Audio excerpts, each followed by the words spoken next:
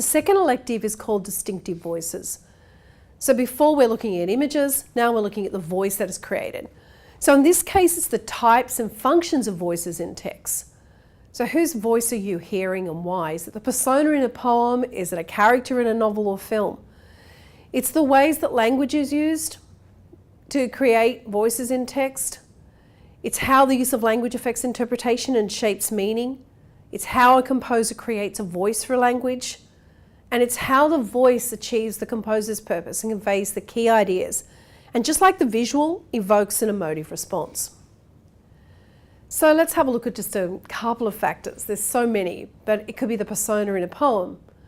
It can be the omniscient narrator, so not necessarily the character, but the narrator themselves, usually the author, who's certainly putting the ideas through the character's voice. It could be stream of consciousness, where you're inside the headspace of a character. It could be through dialogue. It could be word choice. It could be imagery or tone or sentence construction. For example, if you use declarative sentences, which are very short statements of fact, they can sound harsh and very direct, and you have a different voice.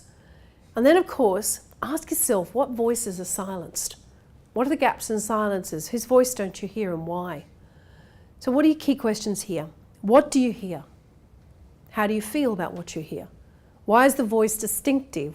Why is the voice being included? Don't forget this one, because most people do. What voices are silenced or absent? What perspective is evident? And what key ideas are conveyed? So my favourite in this suite would have to be One Night the Moon, the Australian film. It is absolutely stunningly beautiful. It could have been in imagery, to be quite frank, but in case it's in voice this time. Why? Because it's a musical. You've got the voice of the station owner, played by Paul Kelly. He's incredibly possessive, he's ignorant, he's assertive, he owns the land, and he sings that very famous song at the beginning after his little girl disappears, "This land is mine." At the same time, you've got a dialectic happening, but they're not talking to each other, and that's the Aboriginal tracker. The Aboriginal people belong to the land. They don't own it. He has this beautiful, quiet, gentle, spiritual connection.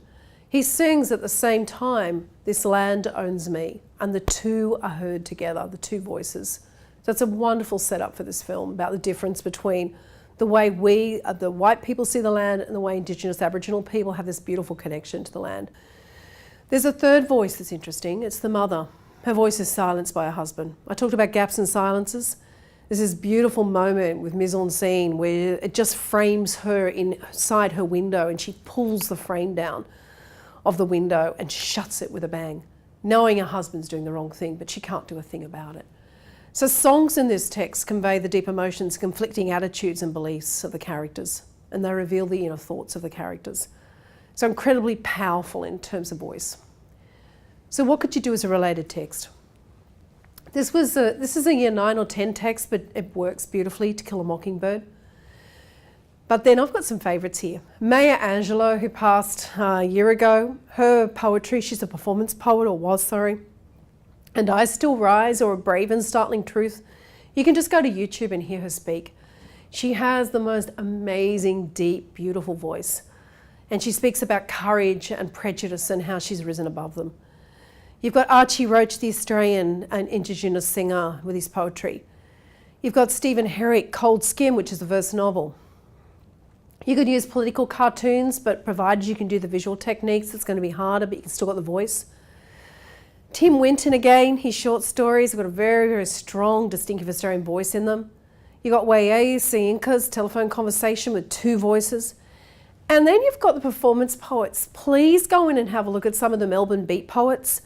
Omar Musa's out of Queensland, and he's got the most amazing performance poetry. There's a brilliant one about the future. There's probably about 20 different performance poets who would fit so beautifully with this unit, and you can go on and listen to them all, and you get some great ideas out of them.